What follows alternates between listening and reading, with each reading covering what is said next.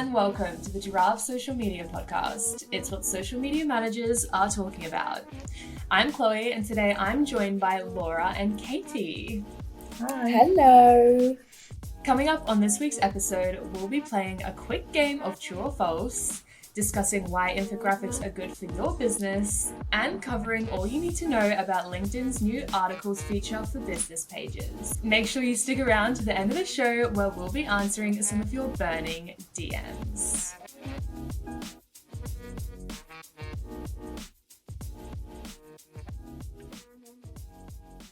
So how are we, ladies? How's everyone feeling about us slowly moving into autumn, the weather getting colder, spooky season is almost upon us?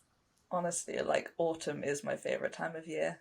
It might be biased because it's when my birthday is, but also Halloween, big jumpers that turn me just into a blob. I love it. I love it all. Definitely. I mean, we're saying this, and for me anyway, it's blue and sunny outside. But when I was putting this together, it was a cloudy day, so I'm just gonna roll with it. Yeah, I'm so much of a cozy person in cozy evening in, should I say? So I love the darker evenings, the hot chocolates, the Christmas shopping, because I'm already thinking about that. Definitely. So, yeah, I definitely love this time of year. I do love, obviously, the sun and summer, but I think I'm like you, Katie. I do love the autumn. Yeah. Mm-hmm. I always find that the end of September, beginning of October, the sun and the warmth just kind of is holding on for too long. I'm like, let go. It's fine. Let's move into autumn weather and autumn I'm so ready to get my jumpers out of their vacuum bag on the top of the wardrobe. I'm so ready for it. Yeah, I'm forcing myself every day to wear them, even if I'm sweating underneath. I'm just ready for it. Right, well, I thought we would kick off today's episode by playing a quick game of true or false social media edition. So I'm going to throw 3 statements at you guys and just do your best to decipher whether these statements are true or false. Are you ready? Ready. Go for it. So my first statement is: internet users spend 2 hours and 25 minutes on social media each day. Is that true or false? That's a good one, because I want to say it's false, because I think people spend longer on social, but then also I know there's probably quite a high percentage of people that don't spend longer than that on social. It's just us social media managers. No, honestly, my screen time on social media is so high, I can't I can't comprehend a world where it's under 2 hours. What are we thinking? I'm gonna go false. I'm gonna go false too. Well, that statement is true. So the average internet user spends 7 hours a day on their phone, so you were right, but only a third of that is spent on social media apps. So 2 hours and 25 minutes. Congratulations if you are under that limit. If you're like us and it's over, join the club. That's embarrassing. Yeah. Cool. So my second statement, is this true or false? On Twitter, false news travels faster than true stories. I'm gonna say true on that. I think I studied that at one point. I think that's true as well. Yeah. I think in the era of clickbait and all of that. Exactly. Well done. That is true. Bit of an easy one, that one, especially Twitter, because we all know Twitter is the source of all evil in the world. But according to a study conducted in 2018, humans, not bots, are primarily responsible for spreading misleading information. So well done, ladies. You got 1 out of 2. Nice. Not bad. That's a 50% score. You passed. Yay. Right, well, now we've tested our social media knowledge, it is time to jump into the rest of the episode. Moving into our main segment of this week's episode, we are of course going to be discussing why infographics are so good for your business. I'm sure we've all seen infographics online. They're those playful and exciting images that help convey important information and statistics. They're pretty much everywhere. In fact, we even create infographics that explain all the reasons why infographics are good for your business. So after this episode, if you want to check out all that information that we're going to be going through, make sure you head over to the Giraffe blog, because we've got a beautiful infographic laid out there.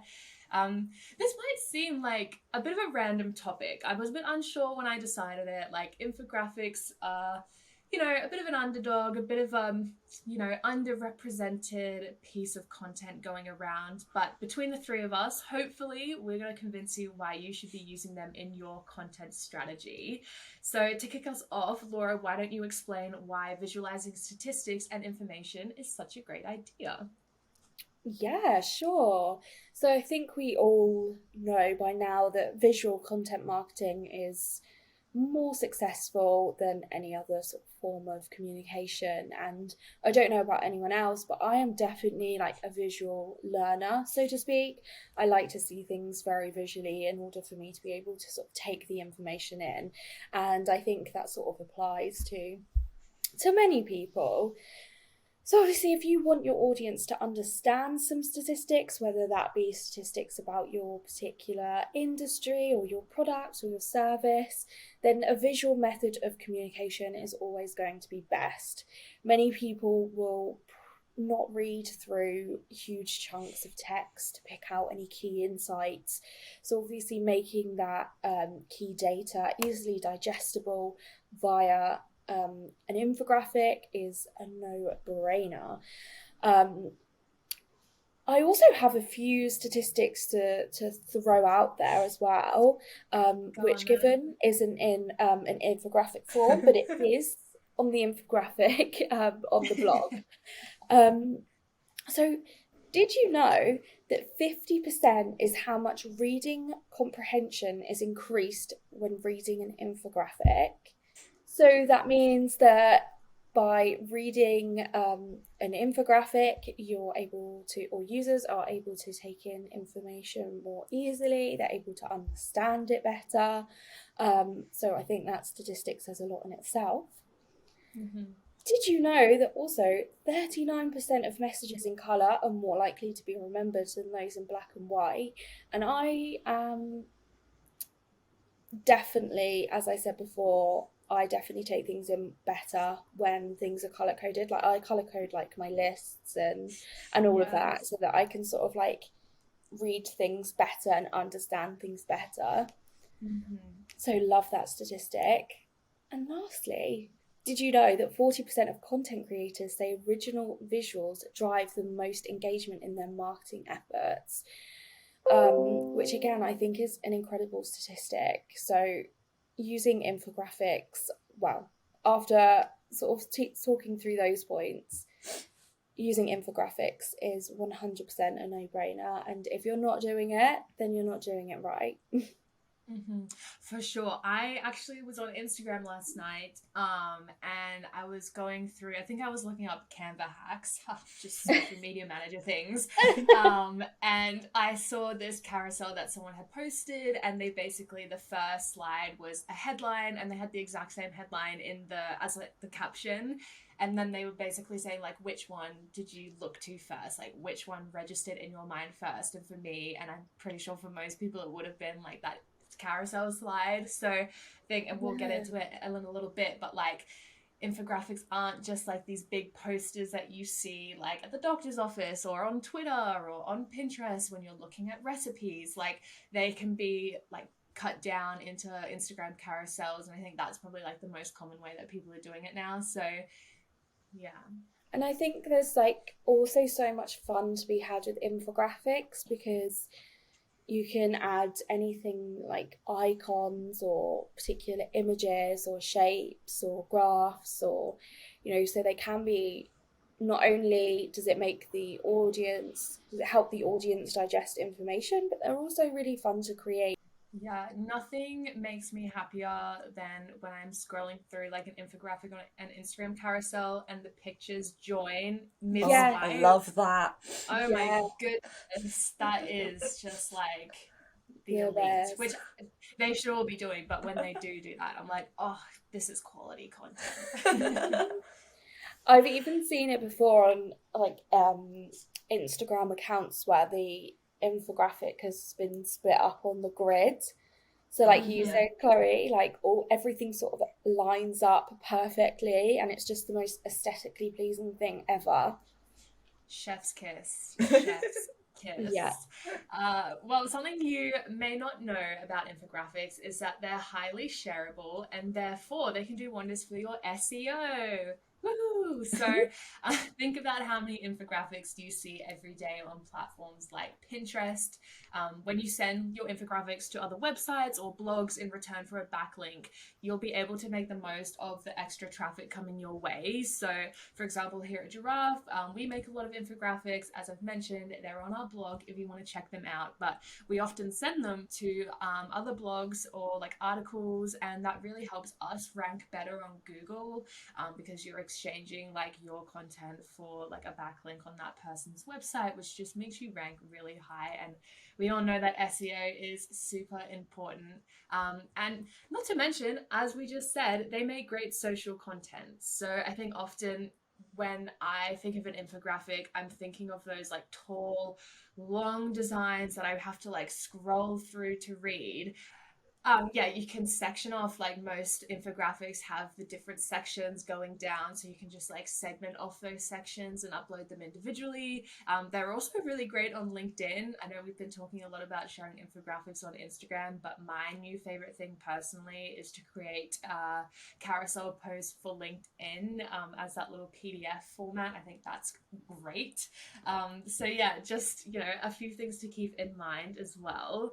We talk a lot about brand awareness on this podcast. It comes up in every episode. It is the Giraffe social media buzzword.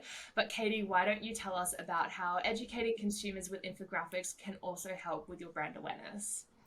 Yeah, so like I mean, I'm personally just like an avid sharer of infographics. Like I see pretty color and I just share it on my story and it's got good information.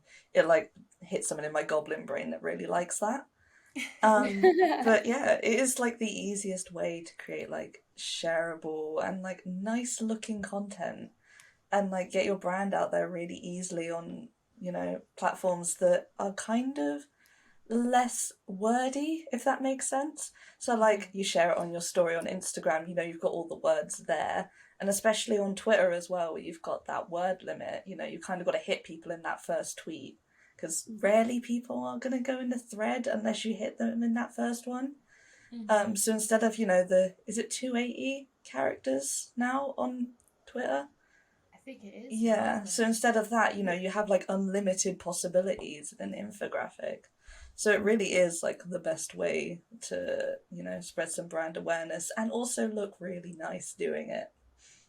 Definitely. I mean, you think about, I mean, not everyone creates their own statistics, but you do have websites like Statista and, you know, those ones where they create these beautiful infographics.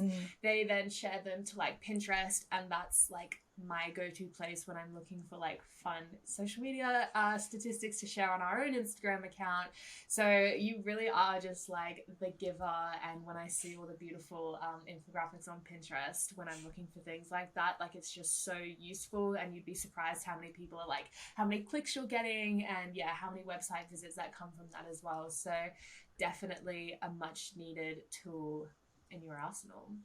Well, there you have it. I think infographics are something that we all see online, but might not come to the forefront of our minds when we're thinking of new ways to create brand messaging or content, as we've just been through. So if the idea of creating an infographic for your business seems a little daunting, Canva has thousands of really useful templates and designs to get you started. So we highly recommend creating infographics for your brand, and we highly recommend Canva to do so. Now it's time to dive into the top social media story of this week. LinkedIn is said to have introduced a new business tool to help increase brand engagement. They've introduced 3 new features for this quarter, but the one that I thought seemed the most impressive is articles for pages. So, girls, I don't know if you caught this, but as we all know, LinkedIn offers personal profiles the ability to draft and publish long-form articles on the platform, whereas businesses have been limited to character counts for their organic posts. But this is no longer the case. So the new feature allows businesses to do things such as engage members with professional content that they can consume without leaving the platform. What do we think of this new development? I know that LinkedIn and Twitter and everyone is coming out with a bunch of new features, but I actually think this one is useful. Yeah, I really like this. I think there's no better platform for rolling out long form content like articles than there is on LinkedIn. I think it's really important for businesses and brands to be able to share that type of content. Anything like case studies is so important for many brands. So being able to share case studies in their full form on the platform without having to leave the platform and go to another website is super important. So yeah, I think this is a really great move from LinkedIn, allowing brands to explore key topics at length, and spark visible and inviting conversations with their community with the long form content is going to be super valuable. Mm-hmm. For sure. I always I'm looking at LinkedIn influencers and people in the industry writing blogs about things like influencer marketing. I'm like, yeah, that's really great, but I'd also love to hear it from brands like Influencer or Goat Yeah. Agency that, specialize in influencer marketing, even Giraffe Social Media. I think it's so great for us and other agencies and, businesses to be able to put out really important information like that that's really reputable, and that allows our readers to take a browse through without having to leave the platform and go onto our website, because I think that's where you lose a lot of people, is when you have to jump from web page to web page. So I'm a big fan of this idea. What about you, Katie? No, I love that as well. Like the fact that people don't have to go to another website, they're going to be more likely to read it because people don't like going to other places when you've got everything conveniently there. But I do think even with including the long form content on LinkedIn, you're still kind of going to have to rely on a summary or a TLDR, too long didn't read, at the beginning, because otherwise, people might still not engage. If people aren't going to engage with long form content, they're just not going to. So to fully utilize it, you're going to have to make sure that as well as using the long form, which is great, you've got to also have that little summary. Otherwise, why would people read it? If that makes sense. Mm-hmm. Yeah, I think LinkedIn's senior marketing manager, Judy Tian, best summed it up in the press release. She said articles should be a human, relevant extension of the brand, a way to infuse LinkedIn content with humanity and to have a conversation with the audience, not talk to them. So I think that's really cool. I think, blogs or articles are a really great way to start conversation. And as she said, talk with your audience, not talk at them, which sometimes it can seem like if you're here's our latest article, give it a read. You can, include, as you were saying, Katie, TLDRs, and you can have questions at the beginning or at the end, which I think, is just a really good idea. Gals, today's DM simply reads, do I need to post unique content every day? This is a great question. I think creating content can be very time consuming, as we know. So I definitely don't think you need to be working on it 24/7 to produce something original for every single post. What do you guys think? Are there other forms of content that we can post on social? Does it need to be unique? What are our thoughts? Yeah, so I don't think every single piece of content you put out on social needs to be entirely different. I think there's so many ways to utilize repurposing content. But I do think it's important that when you do that, that you tweak the content in some way, just so that it's more unique. I don't know if that makes sense, but it needs to be. It can be the same, but it needs to be more unique, if that makes sense. Give it a refresh. Give it a Yeah. facelift. Yeah, like Do some upcycling. yeah, exactly. Just, reword something or change the image. And I also think by doing that as well, you're testing and you're learning and you're finding out things as well based on the data, and what that tells you about the post itself.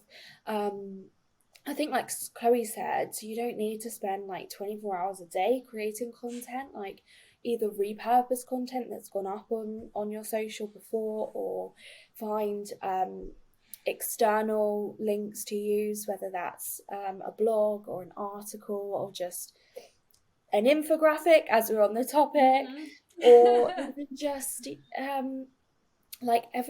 evergreen content that you can find online, and build content from that. So whilst it can be different, it is sort of unique, and it's not just putting the same content in front of your users all of the time, which can ultimately get repetitive, and it might cause users to unfollow the account. So just differing it slightly and putting out new information is important. That being said, I know LinkedIn does recommend like reusing the same post and posting it more than once, because a very, very small percentage, I think it's something like 4% of your followers on LinkedIn will see the content that you put out there. So by repurposing it, it's unlikely that the same people will see that post again. So that's something to bear in mind with that platform. But the other platforms, I think, work slightly different ways. Their algorithms obviously are different from platform to platform. So yeah, I think definitely.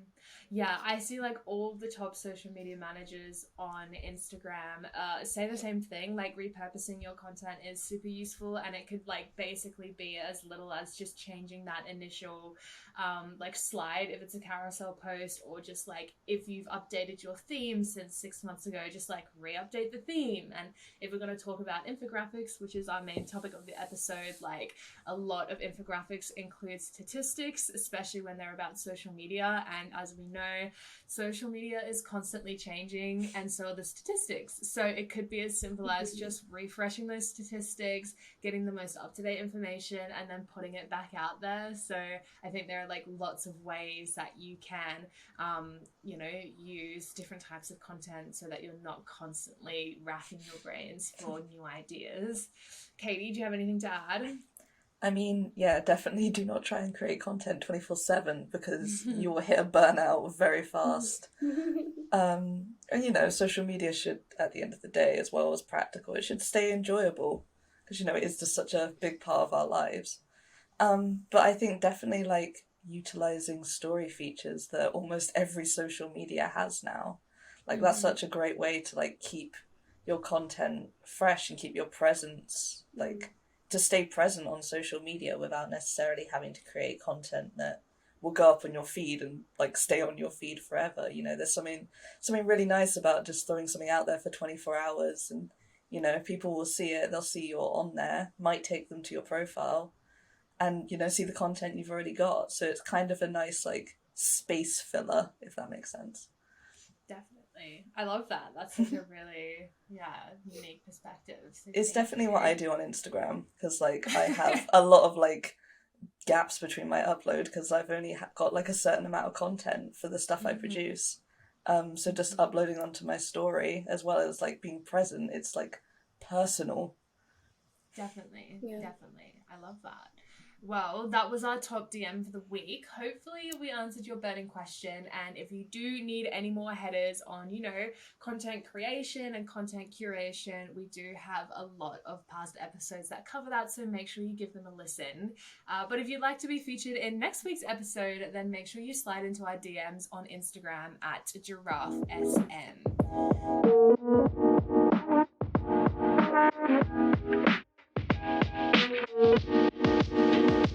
Well, Well, that's all we've got time for today. If you enjoyed this episode, don't forget to subscribe if you're listening on Apple Podcasts, or give us a follow if you're listening on Spotify.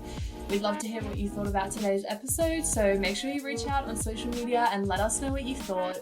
We've been Giraffe Social Media. You've been amazing. We'll see you next time.